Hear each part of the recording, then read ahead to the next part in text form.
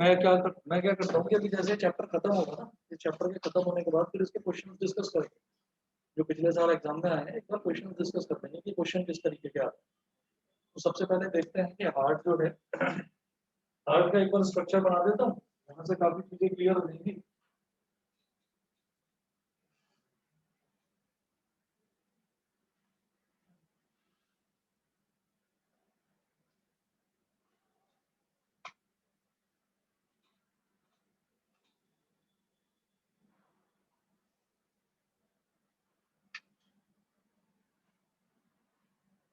Good morning sir. Morning. Sir ये बनाना है? नहीं नहीं, आपके नोट्स में है, नोट्स में जो ट्रांसपोर्ट वाला सेक्शन है पीछे से देखिएगा, पेज नंबर 3 पर है, पेज नंबर 3 पर। ये मैं समझाने के लिए यहाँ बना रहा हूँ।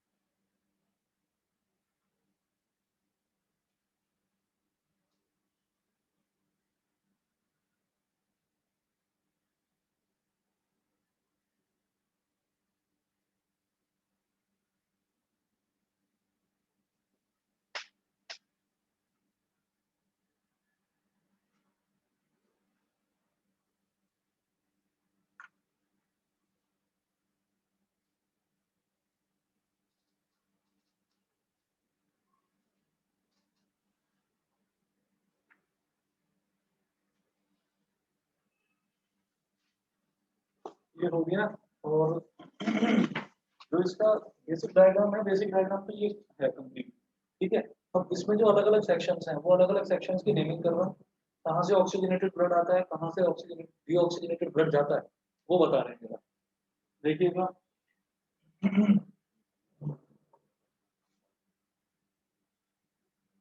इसको बोलते हैं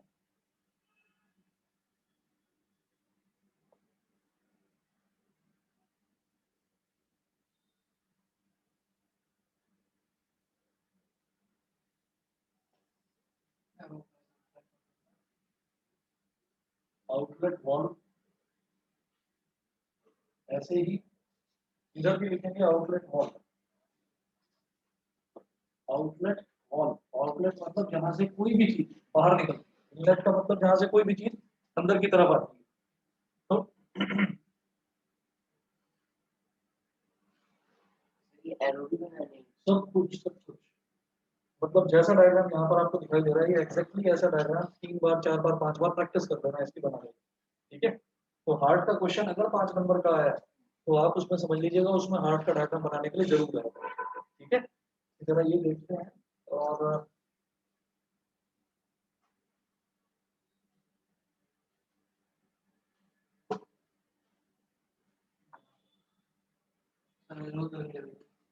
एक नंबर और पढ़ा।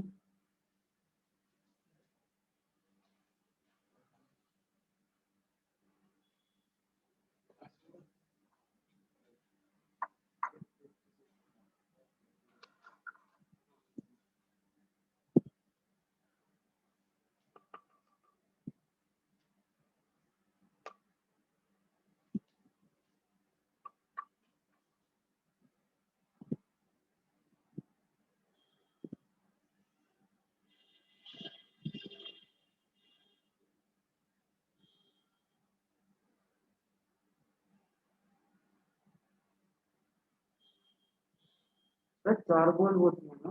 हाँ, अभी बता रहा हूँ, मैं सारी चीजें बता रहा हूँ। दो इनलेट वॉल्व कहलाती है और दो होती है outlet valve.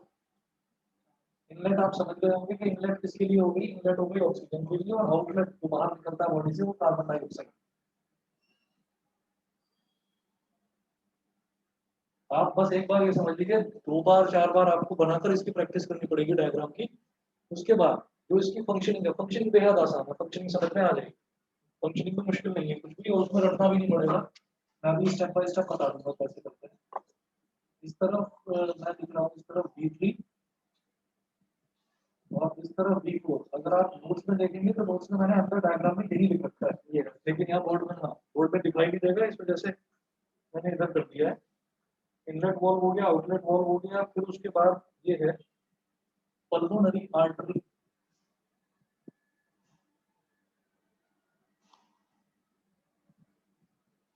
Pulmonary artery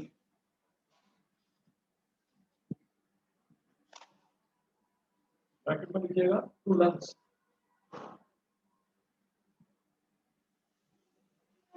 pulmonary artery to lungs, ये लंग्स की तरफ जाती है।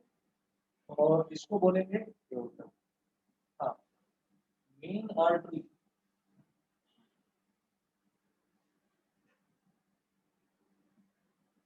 मेन आर्टरी, जिसका दूसरा नाम होता है एओर्टा।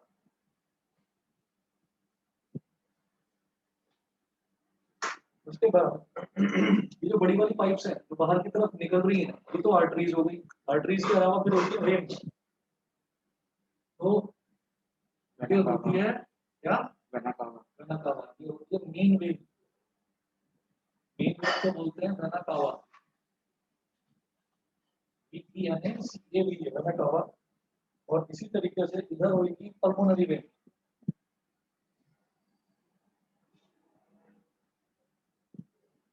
पल्मोनरी वेन, ठीक है। और यहाँ पर आप लिखेंगे फ्रॉम लंग्स, फ्रॉम लंग्स। उसके बाद ये वाला है राइट एट्रियम, ये होगा राइट एट्रियम।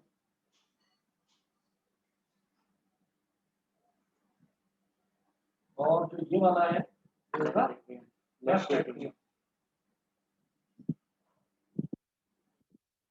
राइट एट्रियम और लेफ्ट एट्रियम, नीचे वाले वेंट्रिकल्स होते हैं। फिर ये वेंट्रिकल्स, इधर वाला हो जाएगा राइट वेंट्रिकल, राइट वेंट्रिकल, और ये होता है लेफ्ट वेंट्रिकल।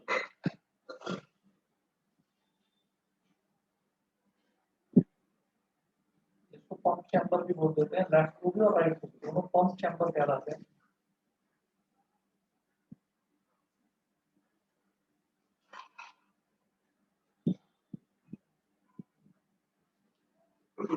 उसके बाद ये बीच में जो पार्टीशन बना रखा है this is called septum, SEPTUM septum. ये है वॉल पार्टीशन, वॉल पार्टीशन। तो डीऑक्सीनेटेड और ऑक्सीजनेटेड को सेपरेट करता है ना। हाँ, ताकि मिक्स ना हो जाए, एक तरफ डीऑक्सीजनेटेड होगा एक तरफ ऑक्सीजनेटेड होगा। फिर है ये बीच में है बेटा ये muscular wall, muscular wall muscles की बनी होती है मस्कुलर वॉल। और लास्ट में इधर बिल्कुल आउटर में ये होता है पेरिकार्डियम, इसको बोल देते हैं प्रोटेक्टिव लेयर, मतलब हार्ट को बाकी सारे ऑर्गन से अलग करता है प्रोटेक्टिव लेयर।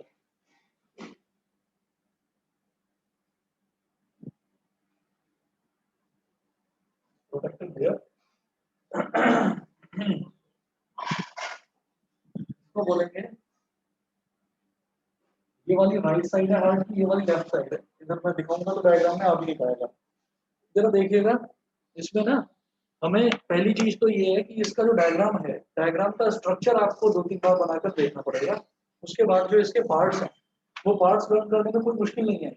आप ये देखिएगा कि यहाँ पर ये जो नीचे वाला सेक्शन है, यहाँ पर इसके अंदर जो ब्लड इकट्ठा होगा, ये जो इधर वाला सेक्शन है ऊपर ये जो छोटा सेक्शन दिखाया है इसमें भी ब्लड आएगा, इसमें भी ब्लड आएगा।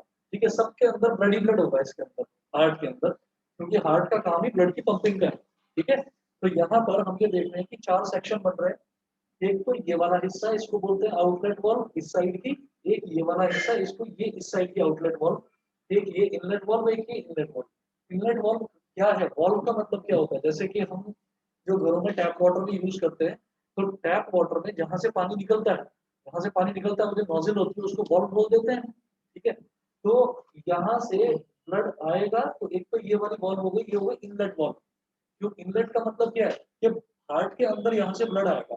ठीक है, उसके बाद दूसरा इनलेट वॉल्व ये है V1 जिसको हमने बोला।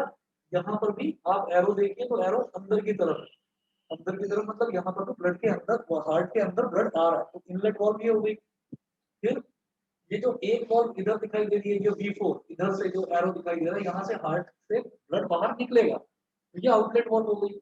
ऐसे ही ये दूसरी वाली वॉल्व है, इधर से यहाँ से भी ब्लड जो है वो हार्ट से बाहर निकलेगा। तो ये तो 4 तो हो गई आउटलेट आपकी वॉल्व, 2 इनलेट और 2 आउटलेट। उसके बाद हम ये कहते हैं कि यहाँ लेफ्ट और राइट में हमें कंफ्यूजन है। आपने यहाँ पर लिखा है राइट एट्रियम, यहाँ पर लिखा है लेफ्ट एट्रियम, जबकि ये लेफ्ट और ये राइट दिखाई देता है। आप समझिएगा कि जैसे हम इस तरह से खड़े हुए हैं और यहाँ पर हमारा हार्ट है, तो अगर हम अपने हार्ट की लेफ्ट साइड की बात करेंगे तो लेफ्ट यही होगा, लेफ्ट एट्रियम। ठीक है, और अगर हम अपने हार्ट की राइट साइड की बात करेंगे तो राइट एट्रियम यही होगा। तो आप समझिएगा कि जो हार्ट है, हार्ट को इस तरह से अटका हुआ है यहाँ पर। तो हार्ट के पॉइंट ऑफ व्यू से देखें तो हार्ट का लेफ्ट ये हो गया और हार्ट का राइट ये हो गया। इस वजह से जो हमें बोर्ड पर दिखाई दे रहा है, हमें तो ये लेफ्ट और हमें तो ये राइट लग रहा है, ऐसा नहीं है। ये हार्ट का राइट है और ये हार्ट का लेफ्ट है। ये क्लियर है? बताइए बेटा, ऑनलाइन वालों को क्लियर है ये चीज इतनी? Yes sir. ठीक है, अच्छा। अब इसके बाद देखते हैं नेक्स्ट। नेक्स्ट ये है कि हमें कुछ नेम्स हैं इसके जो याद करने हैं। तो एक चीज ये देखनी है कि वेन जो होती है, वेन वेन क्या करेगी, वेन जो है वो ब्लड को हार्ट के अंदर लेकर आएगी, और जो आर्टरी है वो ब्लड को हार्ट से बाहर लेकर जाएगी। समझ गए? वेन अंदर लेकर आएगी ब्लड को और आर्टरी ब्लड को बाहर लेकर जाएगी। ठीक, तो अब आप ये देखिएगा ये पल्मोनरी आर्टरी है, ये लंग्स से ब्लड को अंदर लेकर आती है। ठीक, और अब इसी के नाम का दूसरा देखिए पल्मोनरी वेन, तो ये हो गई। जो लंग्स से ब्लड को अंदर लेकर आती है। ये हो गई पल्मोनरी आर्टरी जो ब्लड को लंग्स तक लेकर जा रही है, मतलब लंग्स से कनेक्टेड जो है वो पल्मोनरी आर्टरी भी है और पल्मोनरी वेन भी है। पल्मोनरी जो है that is connected to lungs, ठीक है। तो लंग्स से ब्लड को जो लाती है that is called pulmonary vein, और लंग्स तक ब्लड को जो लेकर जाती है that is called pulmonary artery. यहाँ तक क्लियर। उसके बाद देखिएगा फिर हम बात करते हैं मेन आर्टरी की। मेन आर्टरी जो है, मेन आर्टरी से ब्लड यहाँ से निकलता है मेन आर्टरी के रास्ते, और मेन वेन के रास्ते ब्लड आता है, ठीक है। अच्छा, उसके बाद ये वाला section is called right atrium, ये वाला सेक्शन लेफ्ट एट्रियम। ये नीचे वाला जो हिस्सा है इसको बोलते हैं राइट वेंट्रिकल, इसको बोलते हैं लेफ्ट वेंट्रिकल। उसके बाद देखिएगा कि ये जो बीच में प्रोटेक्टिव कवरिंग दिखा रखी है, ये वाली जो है शीट जो है, ये सेप्टम है, वॉल पार्टीशन। तो ये इनलेट इधर वाले को राइट एट्रियम राइट वेंट्रिकल को लेफ्ट एट्रियम लेफ्ट वेंट्रिकल से सेपरेट आउट करता है। तो ये बीच का एक पार्टीशन होता है। जैसे कि दो रूम्स होते हैं, दो रूम्स के बीच में जो एक दीवार होती है तो वो दीवार दो रूम्स को सेपरेट कर देती है, ठीक है। ताकि इधर का ब्लड इधर मिक्स ना होने पाए, इस वजह से ये पार्टीशन। और पूरे के पूरे हार्ट को प्रोटेक्ट करना, क्योंकि हार्ट अगर नहीं है या हार्ट की फंक्शनिंग में कुछ प्रॉब्लम हो गई तो इंसान जिंदा नहीं रह पाएगा, ठीक है। तो इस वजह से पूरे हार्ट को प्रोटेक्ट करने वाली ये एक एक्सटर्नल कवरिंग है which is called pericardium, protective layer, ठीक है। पता चला कि ये आपका पेरिकार्डियम जो है प्रोटेक्टिव लेयर है, यही गड़बड़ है तो पता चला कि लिवर में कुछ प्रॉब्लम है, उस प्रॉब्लम से आपके हार्ट की फंक्शनिंग में कोई प्रॉब्लम आ रही है, लिवर में या किडनी में कोई प्रॉब्लम है उसकी वजह से हार्ट पर कोई असर आ रहा है, तो उस चीज को प्रोटेक्ट करने के लिए ये करा गया, ठीक है। एक मिनट रुकिए, मैं आ रहा हूँ अभी।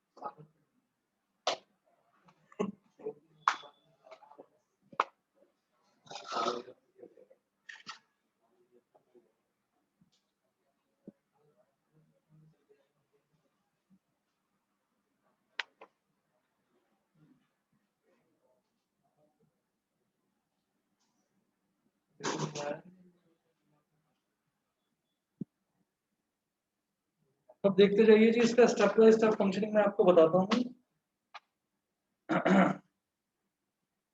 सबसे पहले पेज नंबर 3 पर ही आ जाएंगे। पेज नंबर 3 पर जो सबसे ऊपर लिखा हुआ है देखिएगा, the size of our heart is about the same as our clenched fist. Clenched fist मतलब बंद मुट्ठी के बराबर ही इसका साइज होता है, ठीक। उसके बाद नेक्स्ट पॉइंट है, the heart has 4 compartments called chambers inside it as shown. 4 compartment होते हैं जिनको चैम्बर, 4 चैम्बर बोलते हैं। एक तो ये हो गया हमारा लेफ्ट एट्रियम, एक लेफ्ट वेंट्रिकल, एक राइट एट्रियम, एक राइट वेंट्रिकल। तो ये 4 चैम्बर्स हो गए इसके। उसके बाद है the upper 2 chambers of heart are called atria. Singular, उसका जो सिंगुलर फॉर्म होती है उसको एट्रियम बोल देते हैं, वही जैसे रेडियस का प्लूरल होता है रेडियाई, ठीक। तो ऐसे ही एट्रियम का प्लूरल हो गया एट्रिया। तो जो अपर जो 2 चैम्बर हैं इसको बोलेंगे लेफ्ट एट्रियम, इसको बोलेंगे राइट एट्रियम। उसके बाद the 2 atria receive blood from the 2 main veins. जो 2 एट्रिया है, ये जो एट्रियम है, इनका काम है ब्लड को रिसीव करना। तो इसको भी, ये भी ब्लड रिसीव करेगा फ्रॉम लंग्स, ये भी रिसीव करेगा, ये करेगा फ्रॉम द बॉडी, ये करेगा फ्रॉम द बॉडी। अभी एक्सप्लेन करता हूँ दोनों में डिफरेंस क्या है, और बहुत बच्चों को पता भी होगा ये क्या होता है। And the 2 ventricles transport blood to the entire body and the lungs. जो 2 वेंट्रिकल्स हैं वो पूरी बॉडी को और लंग्स को वो ब्लड सप्लाई करते हैं, समझ गए। एट्रिया में क्या होता है, एट्रिया ब्लड को लेकर आता है हार्ट के अंदर, ठीक है। और जो वेंट्रिकल्स हैं वो हार्ट से ब्लड को बाहर बॉडी में और लंग्स में सप्लाई करते हैं, सही है। उसके बाद नेक्स्ट देखते हैं, नेक्स्ट पेज पर आ जाइए, page number 4। The left atrium is connected to the left ventricle through a valve V1, and the right atrium is connected to the right ventricle through another valve V2. जो left atrium है वो left ventricle से connected होता है through a valve V1। Left atrium और left ventricle ये किस valve के थ्रू कनेक्टेड है? वॉल्व V1 के थ्रू। ठीक है। अच्छा, उसके बाद ये है कि जो राइट एट्रियम है और राइट वेंट्रिकल वो वॉल्व V2 के थ्रू कनेक्टेड है। These valves prevent the backflow of blood into atria when the ventricles contract to pump blood out of the heart to the rest of the body। ठीक है। क्या होता है कि जब जो ये हमारा जो वॉल्व है ना, ये वाली इधर वाली, ये जो आउटलेट वॉल्व है, जब ये आउटलेट वॉल्व कॉन्ट्रैक्ट होती है, कॉन्ट्रैक्ट होने का मतलब क्या है कि ये जब कॉन्ट्रैक्ट होंगी तो कॉन्ट्रैक्ट होते टाइम ये ब्लड को आगे पूरी बॉडी में और लंग्स में भेजेंगी। तो जब ये भेजेंगी तो वो ब्लड जो है वो वापस ना आ जाए, वो ब्लड जो है हार्ट के अंदर वापस ना आ जाए, उसको रोकने का काम करते हैं ये वॉल्व। वॉल्व ऐसे ही है जैसे कि एक टैप का नोजल होता है जिसको हम जब चाहें तब खोल दें और जब चाहें तब बंद कर दें। अच्छा, अब ये खुलता और बंद होता है कैसे, वो भी देखते हैं। This is because when the ventricles contract, the valves V1 and V2 close automatically so that the blood may not go back into atria। अब सोचिएगा कि अगर ये जो है ये आउटलेट वॉल्व है, सोचो कि इसके अंदर ब्लड भरा हुआ है। ठीक है, ये आउटलेट वॉल्व है, इसके अंदर भी सोचिए कि ब्लड भरा हुआ है। तो अब क्या होगा कि यहाँ से ब्लड इधर आया, फिर यहाँ से ब्लड इधर गया। अब क्या होता है कि ये यहाँ से ब्लड जो है ये इस तरफ जाता है। ठीक, तो इन्होंने यहाँ पर बता रखा है जो आपका थर्ड पॉइंट है, व्हेन वेंट्रिकल्स कॉन्ट्रैक्ट। तो वेंट्रिकल्स कौन से हैं? एक तो ये राइट और एक ये लेफ्ट वेंट्रिकल। तो आप ये सोचिए कि जैसे कि एक बल्ब हॉर्न होता है ना, ये बताओ कि ऑक्सीजनेटेड ब्लड वो भी बता रहा हूँ कि आया ही नहीं उस पर, अभी आया ही नहीं, वो तो मैं बताऊंगा। देखिए जैसे कि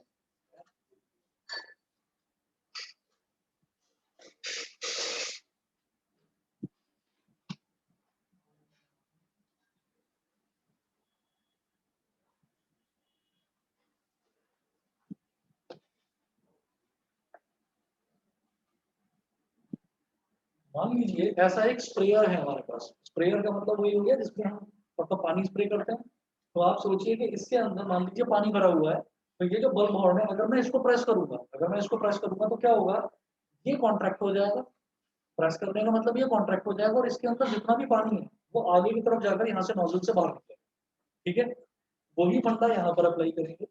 ऐसा होता है कि देखो जैसे राइट वेंट्रिकल है और लेफ्ट वेंट्रिकल है, जब ये कॉन्ट्रैक्ट होते हैं, कॉन्ट्रैक्ट होने का मतलब क्या है कि जब ये सिकुड़ जाते हैं, तो जब ये कॉन्ट्रैक्ट होंगे तो कॉन्ट्रैक्ट होने का मतलब इनके अंदर जितना भी ब्लड है, ये ब्लड को कहीं ना कहीं तो फेंकेंगे आगे की तरफ। तो क्या होता है, इनके कॉन्ट्रैक्ट होने से ये वॉल्व V1 और वॉल्व V2 ये तो बंद हो जाते हैं, और जो वॉल्व V3 है और वॉल्व V4 है जिसका आपको नोजल बहुत छोटा दिखाई दे रहा होगा, ये थोड़े से फैल जाते हैं, खुल जाते हैं।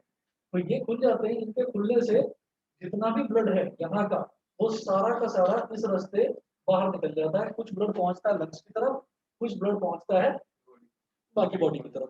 ठीक है, तो अब देखते हैं अगला यहाँ पर है। So all the atria and ventricles of the heart contract and relax. Relax का मतलब एक्सपैंड करना। ठीक है, contract and relax to appropriate at appropriate times and make the heart behave like a pump। The sheath of tissue called pericardium protects the muscular heart। The chambers of the heart are separated by a partition called septum। जो heart के chambers हैं उसको septum से separate किया जाता है। हाँ, तो जब V4 और V3 खुलते हैं, जब V1 और V2 बंद हो जाता है, हाँ, लेकिन जब V1 और V2 खुलते हैं, जब V3 और V4 बंद हो जाएगा। ऐसे मतलब दो वॉल्व खुलेंगे और दो वॉल्व बंद हो जाएंगे, ये साइड बाय साइड काम चलता रहेगा। सर वो तो ब्लड निकलने के जैसे ब्लड निकल जाएगा, मेरी बात सुन। हमने ये कहा कि हमारी जो बॉडी है, हमारी बॉडी के अंदर ये हार्ट मौजूद है। अब ये जो है मेन आर्टरी एओर्टा जिसको बोलते हैं, पल्मोनरी आर्टरी, ये तो हार्ट से बाहर की तरफ ब्लड फेंकता है। हम कुछ ऐसा साइकिल जो है वो इस तरह से स्टडी करते हैं कि जब हमने सांस लिया तो हम ये कहते हैं कि चलिए जो सांस लिया उसको स्टार्टिंग पॉइंट मान लेते हैं कि पहले हमने सांस ली फिर हमने सांस छोड़ी। ठीक है, तो आप ये देखिएगा कि यहाँ पर कुछ ऐसा होता है कि जो यहाँ पर आप ये देखिए पल्मोनरी वेन है जिसपे लिखा हुआ है फ्रॉम लंग्स।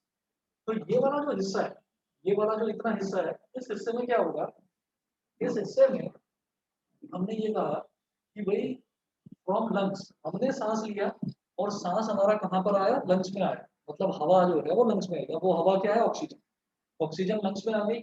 तो यहाँ इस वाले में लेफ्ट एट्रियम में ब्लड है, उस ब्लड में अभी कुछ भी नहीं है, तो उस ब्लड में क्या होगा, उस ब्लड के अंदर ऑक्सीजन मिक्स हो गया, ठीक है। हमने ये कहा जैसे ही हमने सांस लिया तो सांस लेने से ऑक्सीजन यहाँ पर अंदर आई, तो लंग्स जो है, लंग्स से पल्मोनरी वेन कनेक्टेड है, तो फ्रॉम लंग्स का मतलब क्या है कि लंग्स से ऑक्सीजन अंदर आई, कहाँ पर आई, लेफ्ट एट्रियम में आई। यहाँ पर जो ब्लड था, वो ब्लड सारा का सारा जो था उसके अंदर ऑक्सीजन मिक्स हो गई। जैसे ही ऑक्सीजन मिक्स हुई तो जब इसके अंदर सांस आई, यानी कि ऑक्सीजन आई, तो इसमें जो इसमें जो ब्लड था वो ब्लड एक्सपैंड हुआ। कोई भी चीज किसी में ऐड होती है तो वो चीज एक्सपैंड होगी, ठीक है। तो इसका मतलब जब इसमें ऑक्सीजन ऐड हुई तो वो ब्लड जो है वो एक्सपैंड हुआ तो लेफ्ट एट्रियम एक्सपैंड हो गया। जब ये एक्सपैंड होगा तो इसके एक्सपैंड होते ही आप समझ लीजिए कि ये V1 जो है खुल जाएगा, ठीक है। जैसे ही ये V1 खुला, V1 खुलते ही यहाँ पर आया हमारे पास जो है V1 खुला तो सारा का सारा ब्लड इधर आ गया लेफ्ट वेंट्रिकल। लेफ्ट वेंट्रिकल का कुछ काम नहीं है, ये पंप की तरह बिहेव करता है। आप ये देखिएगा कि जैसे ही ये एक्सपैंड हुआ, एक्सपैंड होते ही हार्ट मतलब सारा का सारा ब्लड यहाँ पर आ गया, अब ये एक्सपैंड हो गया। इसके एक्सपैंड होने के बाद फिर ये कॉन्ट्रैक्ट होगा। जब ये कॉन्ट्रैक्ट हुआ, इसके कॉन्ट्रैक्ट होते ही V1 तो बंद हो जाएगा, समझ रहे हैं। ये V1 बंद हुआ, V1 बंद होने के बाद में जो ब्लड है वो ब्लड ऐसे निकला, और ब्लड निकल के यहाँ से कहाँ जाएगा, मेन आर्टरी, ठीक है। मेन आर्टरी कहाँ पर कनेक्ट है, टू द बॉडी, लिख रहा हूँ to the body, to the body. तो ये बॉडी की तरफ जा रहा है ब्लड, ठीक है। अभी मैं इधर वाले सेक्शन की बात नहीं कर रहा हूँ, क्योंकि अभी मैंने जस्ट साइकिल स्टार्ट करी है। सोचो कि अभी जस्ट बच्चा पैदा हुआ है, तो जब जस्ट बच्चा पैदा हुआ है तो शुरुआत में ऑक्सीजन वो लेता है, ठीक। तो आप ये देखिएगा कि यहाँ से जैसे ही ये वाला लेफ्ट वेंट्रिकल ये कॉन्ट्रैक्ट हुआ, तो कॉन्ट्रैक्ट होकर इसने V1 को बंद कर दिया और V3 को खोल दिया, तो सारा का सारा ब्लड जो कि ऑक्सीजनेटेड है, क्योंकि उसमें ऑक्सीजन मिक्स्ड है, वो सारा का सारा ऑक्सीजनेटेड ब्लड मेन आर्टरी में के थ्रू पूरी बॉडी में डिस्ट्रीब्यूट हो गया। पूरी बॉडी में क्या है, अब वो पूरी बॉडी में वो डिस्ट्रीब्यूट होगा, तो वो सारी बॉडी में अलग अलग सेल्स को ऑक्सीजन डिस्ट्रीब्यूट करता हुआ जाएगा, उस सेल को देता चला जाएगा ऑक्सीजन। जब वो सेल को ऑक्सीजन देता चला जाएगा तो सेल जो है एक गैस लेता है और दूसरी गैस देता है। उसने ऑक्सीजन ली और उसने कार्बन डाइऑक्साइड दे दी। मैंने आपको पहले भी बताया था कि रेस्पिरेशन में सिर्फ हमारी नाक सांस नहीं लेती है, रेस्पिरेशन में पूरी बॉडी सांस लेती है, सही है। वो पूरी बॉडी जब सांस लेती है तो उसने क्या करा कि यहाँ से जैसे ही ब्लड गया तो वो ऑक्सीजन तो देता चला गया हर सेल को, और कार्बन डाइऑक्साइड लेता चला गया। अब कार्बन डाइऑक्साइड जिस ब्लड के अंदर होती है उस ब्लड को बोलते हैं डीऑक्सीजनेटेड ब्लड, ठीक है। वो डीऑक्सीजनेटेड ब्लड यहाँ पर सोचिए पूरी बॉडी है, इधर भी पूरी बॉडी है, इधर भी पूरी बॉडी है, वो पूरी बॉडी से घूमता फिरता, जब उसमें ऑक्सीजन पूरी तरह से खत्म हो गई और पूरी तरह से कार्बन डाइऑक्साइड उसके अंदर आ गई है, then that blood is called deoxygenated blood, ठीक है। बेटा यहाँ तक बता दीजिए, सभी बच्चों को क्लियर है। Yes sir.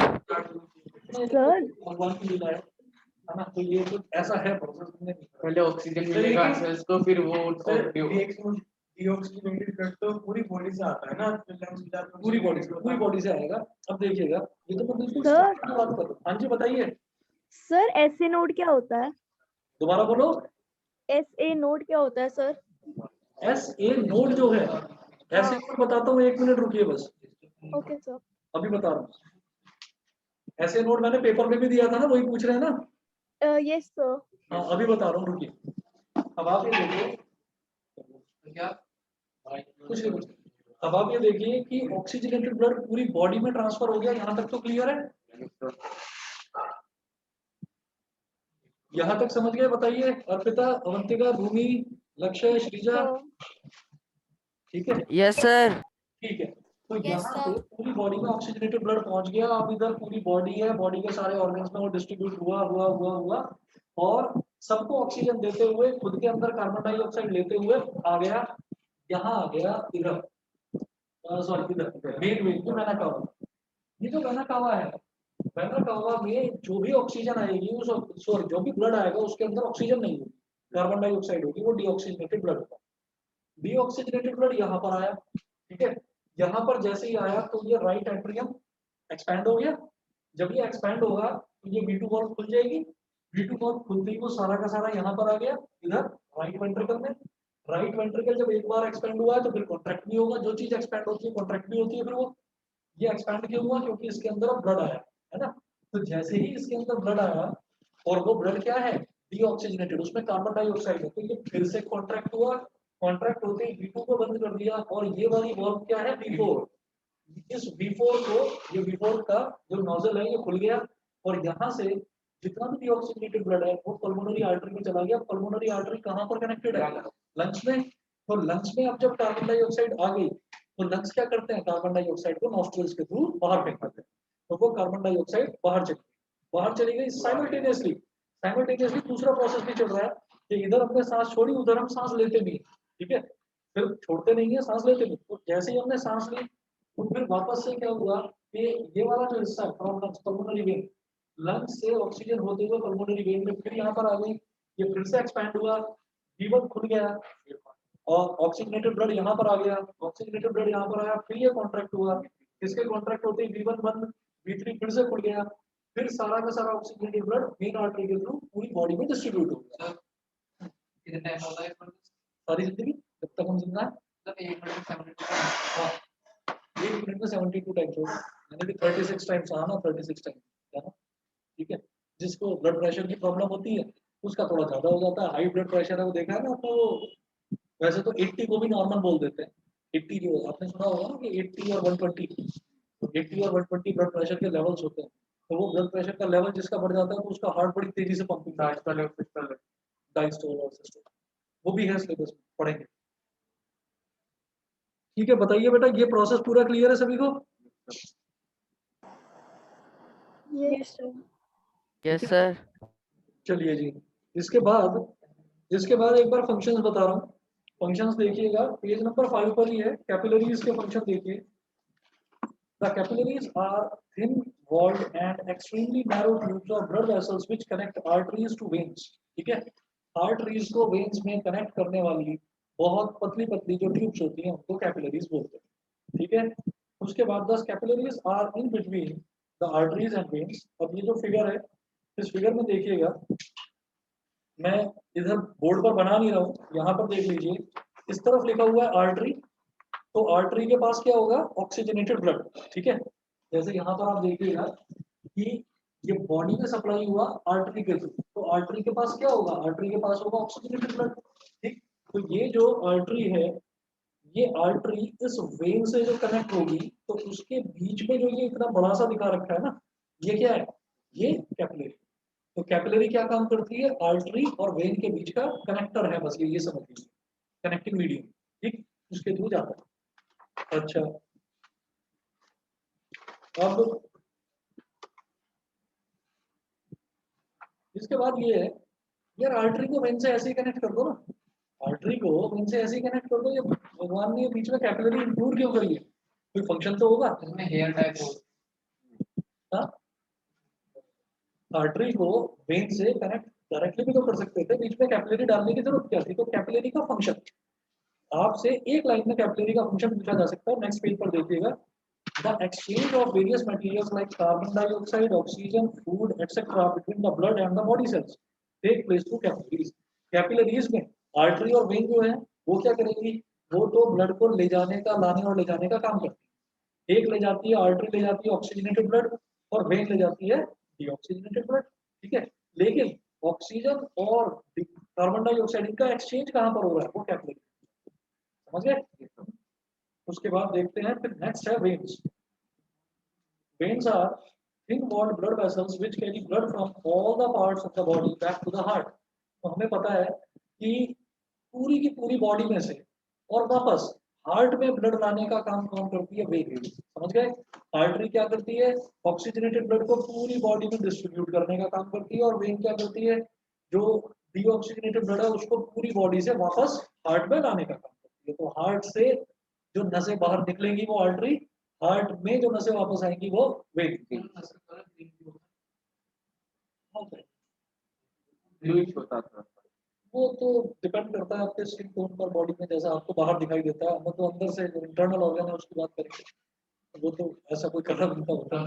सर जो वेन्स होती है वो ऊपर दिखाई देती है और जो आर्टरीज होती है वो थोड़ी इनसाइड होती है। क्योंकि ये थिन वॉल्ड होती है ना, ये थिन वॉल्ड होती है, पतली होती है, तो वो जो मोटी जो है वो आर्टरीज होती है, आर्टरीज। उसके बाद देखिएगा, veins are thin walled blood vessels which carry blood from all the parts of the body back to the heart. Next है, veins do not need thick walls because the blood flowing through them is no longer under high pressure. Veins जो हैं वो thin walled इस वजह से बनाई है भगवान ने, thin walled इस वजह से हैं वो कि उसमें जो blood flow करता है उसमें ऑक्सीजन नहीं होता, thin होते हैं। वही ऑक्सीजन नहीं है तो प्रेशर नहीं है, ठीक है भाई, गैस से ही तो प्रेशर पड़ता है किसी भी चीज पर। अब जैसे होली आने वाली है तो पानी है, पिचकारी के अंदर पानी है, उसके बाद जो आप उसको प्रेस कर रहे हो तो बेसिकली आप क्या कर रहे हैं, आप उसका एयर का प्रेशर ही तो बढ़ा रहे हो। आप एयर का प्रेशर बढ़ा रहे हो, तो आपने प्रेशर बढ़ाया तो पानी आगे निकल गया, ठीक है। अब ऐसे ही सोचिए कि आपने प्रेशर बढ़ा दिया और जो पिचकारी की वॉल्स हैं वो बहुत कमजोर प्लास्टिक की बनी हुई है, पता चला वो भिगाना किसी और को था, भीग खुद ही गए, उसका पाइप ही फट गया, ठीक है ना। तो इस वजह से जो वॉल्स हैं वो वेन्स की, क्योंकि वो अंडर प्रेशर नहीं होती, क्योंकि उसके अंदर ऑक्सीजन होती ही नहीं है, तो ऑक्सीजन का प्रेशर ज्यादा होता है, कार्बन डाइऑक्साइड का प्रेशर उतना नहीं होता। तो क्योंकि उसमें प्रेशर नहीं होता, इस वजह से वेन्स जो है वो पतली ही होती है। आर्टरीज थिक वॉल्ड होती है, क्यों? क्योंकि उसके अंदर ऑक्सीजन भी मिक्स होता है तो प्रेशर ज्यादा होता है, सही है, समझे। इसमें किसी भी चीज को ना रटने की जरूरत नहीं है, आप स्टेप बाय स्टेप समझेंगे, कोई प्रॉब्लम नहीं है। उसके बाद देखिएगा, the pulmonary vein is connected to the left atrium of the heart, ठीक है, ये तो इसी डायग्राम से, डायग्राम आपने अगर याद कर लिया तो ही आप समझ जाएंगे। The pulmonary vein carries oxygenated blood from lungs back to the heart, ठीक है। There is also a main vein called vena cava. The vena cava is connected to the right atrium of the heart, ये भी diagram में clear है। जो vena cava है ये कहाँ पर कनेक्टेड है, right atrium of the heart से कनेक्टेड है। Vena cava carries deoxygenated blood from all the parts of the body except lungs back to the heart, ठीक है। तो ये जो वेना कावा है वो deoxygenated blood को पूरी बॉडी से उठाकर यहाँ पर लेकर आता है, सही है। The main difference between an artery and a vein is that an artery carries blood from the body, from the heart to the body organs, whereas vein carries blood from the body organs back to the heart, ठीक है। उसके बाद अगला जो question लिखा हुआ important है, बस 1 मिनट का मुझे टाइम दीजिए, मैं 1 मिनट में आ रहा हूँ। चलिए जी, अब जरा देखिएगा, नीचे जो क्वेश्चन दे रखा है, why heart is called a double pump. Heart is really a double pump. Next point पर, नेक्स्ट पेज पर आ जाइए, पेज नंबर 7 पर। The left side of heart, left atrium and left ventricle acts as one pump which pumps blood into the whole body except the lungs. The right side of the heart, right atrium and right ventricle acts as another pump which pumps blood only into the lungs. So we can see from figure that the left side of the heart is completely separated from the right side by a partition called septum. So the two pumps in the heart work independently. तो जो दो pumps हैं, इसको भी हमने क्या बोला, pump chamber, इसको भी हमने क्या बोला, पंप चैम्बर। तो ये जो दो चैम्बर्स हैं, दो पंप चैम्बर्स सेपरेटली काम कर रहे हैं, तो इसीलिए हार्ट को हम क्या बोलते हैं, डबल पंप है, सही है। एक तो ये चीज हो रही है।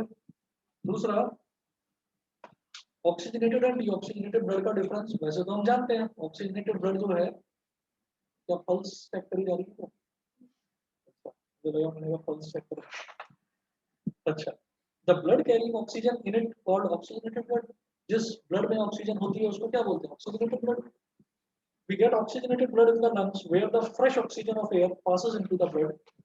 जहाँ पर ऑक्सीजन जो है वो ब्लड में आ जाती है, उसको ऑक्सीजनेटेड बोलते हैं। The blood having no oxygen in it is called deoxygenated blood. The deoxygenated blood is formed in all the organs of the body except lungs. Lungs में कोई ब्लड नहीं होता, तो lungs में वो बनता भी नहीं है, ठीक है। रीजन सुनिएगा, रीजन क्या है।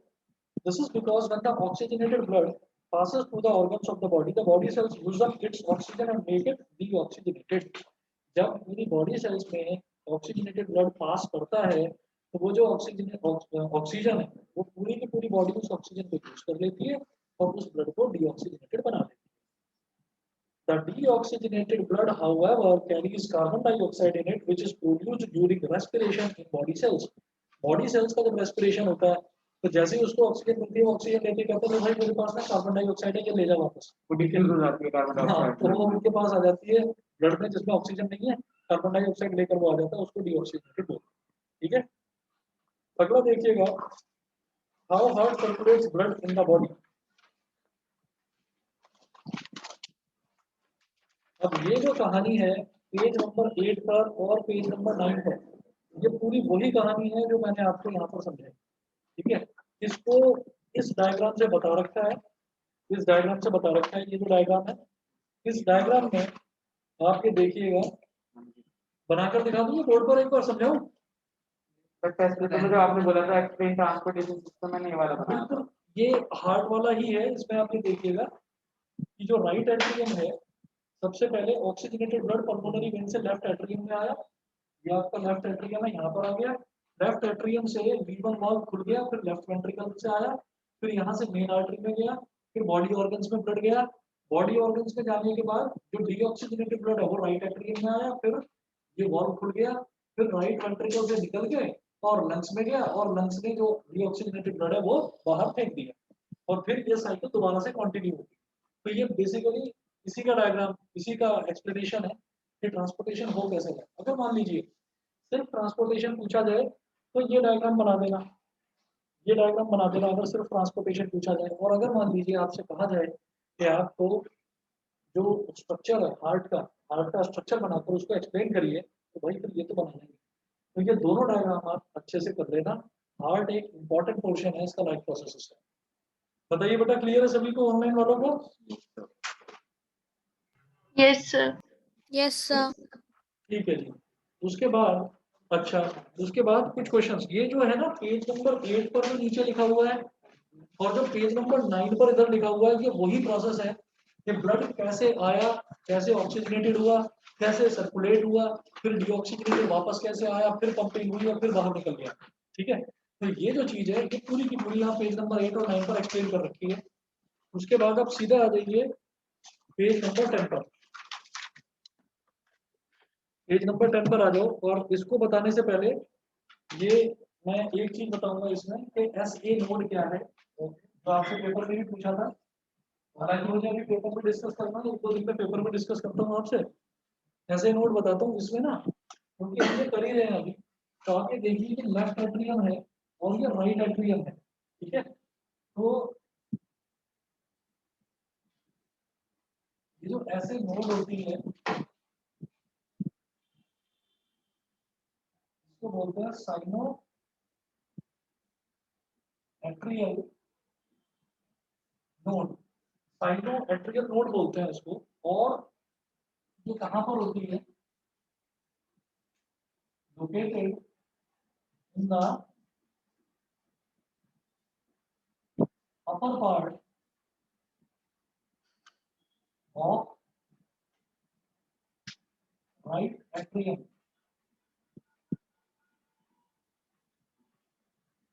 ये जो राइट एट्रियम है इसके अपर पार्ट में लोकेटेड होती है। इसका फंक्शन क्या है? It generates electric impulses.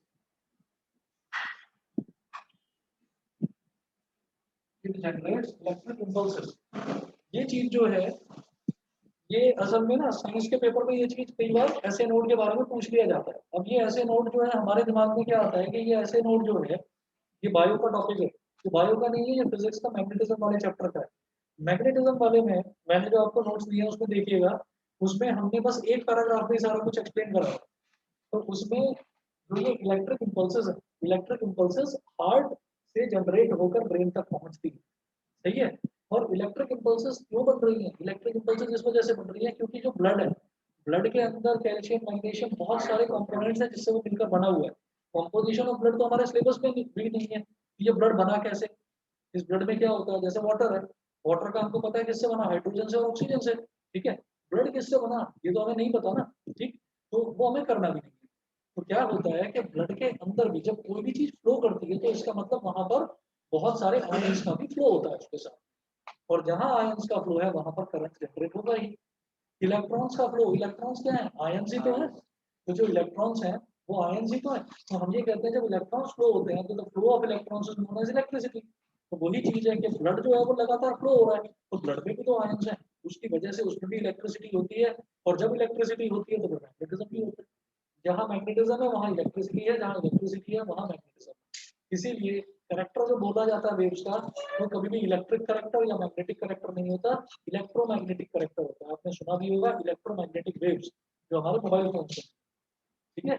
तो ये ऐसे नोड वहाँ की चीज है।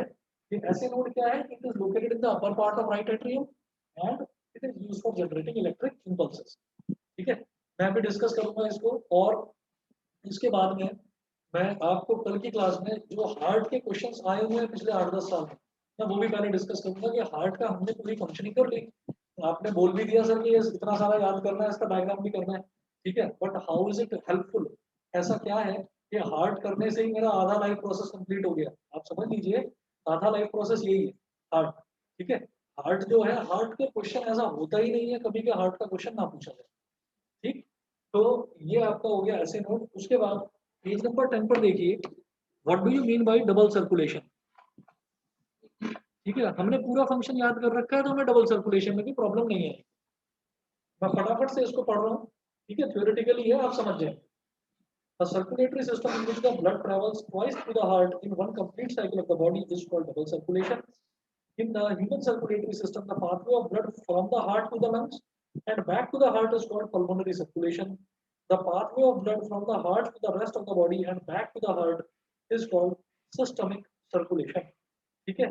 तो इसको डबल सर्कुलेटरी सिस्टम क्यों कहते हैं? डबल सर्कुलेशन का मतलब क्या होता है कि एक कंप्लीट साइकिल में जब ब्लड का फ्लो हार्ट के अंदर और हार्ट के बाहर जब 2 बार होता है तो इसलिए उसको डबल सर्कुलेशन बोलते हैं। 2 पॉइंट्स में बताया है कि ह्यूमन सर्कुलेटरी सिस्टम में क्या होता है, जो रास्ता होता है ना ब्लड का, the pathway of blood from the heart to the lungs, from the heart to the lungs and back to the heart, heart से लंग्स की तरफ और लंग्स से वापस हार्ट की तरफ, this is called pulmonary circulation. तो ये हो गया, ठीक। वो क्या था, हार्ट से लंग्स की तरफ, ये उल्टा होगा।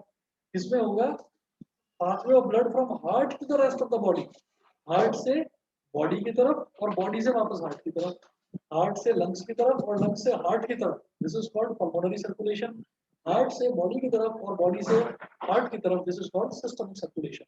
2 सर्कुलेशन हो गए, that's why it is called double circulatory system, ठीक है। The animals such as mammals, including human beings and birds, have 4-chambered heart which consists of 2 atria and 2 ventricles, ठीक है। तो जितने भी मैमल्स होते हैं इंक्लूडिंग ह्यूमन बींग्स, हम भी हैं। मैमल्स कौन होते हैं? जिनके निप्पल्स होते हैं, तो हम लोग मैमल्स हैं, ठीक है।